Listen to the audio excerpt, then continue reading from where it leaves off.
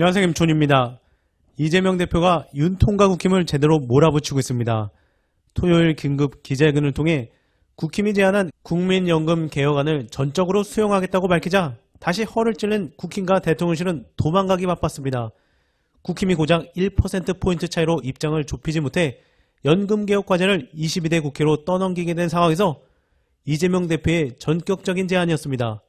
이재명 대표는 주말 긴급 기자회견을 자청해 가장 큰 민생 현안은 연금개혁이라고 오늘 뗀 이 대표는 민주당이 다 양보하겠다며 여당이 제시한 소득 대체율 44%를 전적으로 받아들이겠다고 밝혔습니다. 민주당의 45%안과 국민의힘의 44%안 사이에서 타협하겠다던 어제의 입장에서 한 발 더 나아간 것입니다. 이재명 대표, 의견 차이 1% 때문에 지금까지 해온 연금개혁을 무산시킬 수는 없습니다. 윤석열 대통령께 간곡하게 요청드립니다. 연금개혁을 공언했던 대통령의 약속을 우리 국민들은 기억하고 계십니다. 국힘이 제시한 안을 받았는데 이마저도 회피한다면 애당초 연금개혁의 의지가 없었다고 국민은 판단할 거라며 여당을 제대로 압박한 것입니다. 그러자 민생을 생각한 이재명 대표와 민주당의 갑작스러운 발표에 국힘은 언론 플레이라며 평가절하하며 자폭했습니다. 여당이 제시한 연금개혁안은 소득 대체율 44%만이 아니라 구조개혁 같은 부대 조건이 전제된 거라며 사실과 본질이 왜곡됐다고 별 트집을 다 잡고 있었습니다. 국힘 대변인, 구조개혁이 있느냐 없느냐가 굉장히 중요한 변수인데 이 부분을 빼버리고 그냥 44%가 국힘이 아니었다. 이재명 대표가 의도적으로 그렇게 이야기하고 있는 것이 아닌가? 대통령실 고위 관계자도 쫓기듯 타결짓지 말고 22대 국회에서 여야가 논의를 이어가야 한다고 거들었습니다. 이로 인해 정부 여당이 민주당 제안을 거듭 거부하며 21대 국회에서 연금개혁 처리는 사실상 무산됐다는 관측입니다. 기자들 200명 불러 김치찌개와 계란말이 쇼를 하던 대통령실은 수치보다 타협 절차 중요하다며 대통령에게 요구하는지 정략적인 판단이 있지 않겠나라며 목리를 부렸습니다.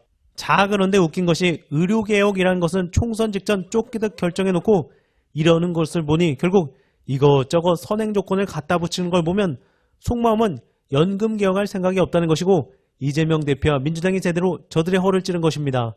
관련해서 내상에서는 역시 이재명 말이 100번 맞지, 살아있네. 이재명이 대통령 같고 윤석열 정부 여당은 반대만 하는 야당 같다. 국지마, 니들 말들 다 들어준다잖아. 반대만 하지 말고 일단은 연금개혁 논의를 해봐라. 이어서 민주당 잘한다, 해병대 셔츠 입고 레전드 찍은 이잼. 이어서 최혜병 특검법 국회 본회의 재표결을 사흘 앞둔 가운데 특검법 통과를 촉구하는 대규모 집회가 서울 도심에서 열렸습니다. 시민단체들과 범야권 7개 정당 지도부와 의원들이 함께 했는데요.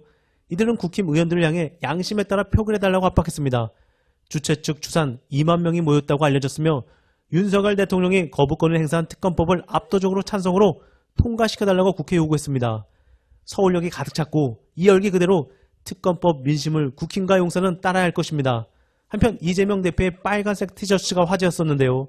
알고 보니 해병대 셔츠를 입으시고 그대로 강력한 사자호를 뿜어내기도 했습니다. 이재명, 투표로 심판해도 정신을 차리지 못하고 반성 않고 역사와 국민에게 저항한다면 이제 국민의힘으로 현장에서 그들을 억압해 항복시켜야 한다고 규탄했습니다. 이어서 국힘 최재형, 독소조항 억지 윤통 초토화. 이렇게 범야권이 장애 집회로 힘을 모으자 국힘도 서서히 더 무너지고 있습니다. 오늘 최재형 국힘 의원은 최상병 특검을 당당하게 받고 민생 입법이나 원구성 등에 대한 협치를 요구해야 한다고 밝혔습니다. 페이스북 내용을 보면 국힘과 윤통이 거부하는 독소조항 등을 역시 조목조목 반박하며 다시 용산을 날렸습니다. 어차피 낙선인 거 나머지 낙천 의원들도 최재형같이 동참해야 할 것입니다. 또한 재투표를 앞두고 추가 이탈표는 없을 거라던 국힘 지도부 말이 무색하게 또 한 명의 찬성 표명이 당내에서 나온 것입니다. 벌써 김웅, 안철수, 유이동 의원에 이어 이번에는 최재형 의원이 특검을 당당하게 받자는 입장을 밝혔고 사실상 찬성표를 던지겠다고 공개 선언한 것입니다. 물론 더 지켜봐야겠죠. MBC, 법조인 출신인 최 의원은 국힘이 문제 제기하고 있는 특검법 독소조항들에 대해서도 국민을 설득할 논리로 부족하다고 했습니다. 특별검사를 야당이 추천하는 조항에는 대한변협이 추천한 4명 중 2명을 추천하는 것이지 야당 마음대로 추천하는 게 아니다라고 반박했고 특검의 언론 브리핑 조항에 대해서도 규정이 없다 해도 국민 알 권리를 내세우면 막을 방법이 마땅하지 않다고 설명했습니다. 그러면서 대통령에게 법적인 책임을 물을 만한 문제가 없다면 특검 거부로 정치적 지탄 대상이 될 필요가 없다고 밝혔습니다. 발등에 불이 붙은 원내 지도부는 원내 부대표단의 의원들을 배분해 주말에도 본회의 참석을 요청하는 전화를 돌렸고 국힘 윤재옥 전 원내대표는 아예 지역을 돌면서 의원들을 개별 면담한 것으로 알려졌습니다. 이러는 사이 22대 국회에 입성하지 못한 58명의 의원 중 일부는 4월째 전화를 받지 않거나 확답을 하지 않고 있는 것으로 전해졌습니다. 그런데 이 와중에 완전히 친윤적으로 돌아섰다가 양쪽에서 욕먹고 있는 홍준표 대구시장은 낙천에 대한 감정으로 마지막까지 목니 부리지 말라며 이들을 직격했다가 다시 욕을 바가지로 먹고 있습니다. 이어서 송영훈 기자, 청개구리가 나타났다. 세계의 동화를 아무리 뒤져도 유사한 사례를 찾을 수 없는 역대급 돌연변이 청개구리가 나타났다.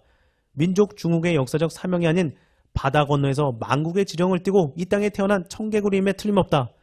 어제까지만 해도 연금개혁에 미래세대의 명운이 걸려있다며 이전 정권들은 비겁하게 회피하였으나 지지율을 잃더라도 연금개혁이라는 역사적 사명을 기필코 완수하겠노라고 으스대더니 시급하고 절박한 과제인데 여야 합의에만 매달릴 여유가 없다며 민주당 이재명 대표가 여당의 주장을 수용하겠다고 하자 그건 또 싫다고 한다.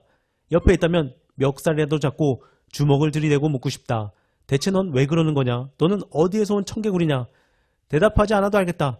무대의 중심에는 내가 서야 한다. 스포트라이트는 내가 받아야 한다. 내가 주인공인데 남이 주목을 받으면 화가 난다. 이재명에게 무대의 조명이 집중되는 걸 견디지 못한다.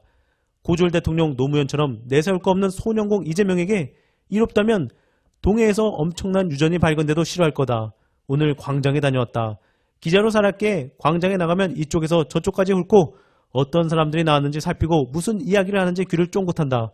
오늘 광장에서 2016년 겨울로 들어서는 길목의 광장을 보았다. 대통령병 환자인지 대통령 놀이를 하는 철부지인지 돌연변이 청개구리를 지켜보는 국민의 인내심이 한계에 도달하고 있음을 광장은 말해주고 있었다. 마무리로 노정면 대변인, 깃발이 올랐습니다. 함성이 터졌습니다. 우리가 이길 수밖에 없습니다. 이번 영상은 여기까지입니다. 감사합니다.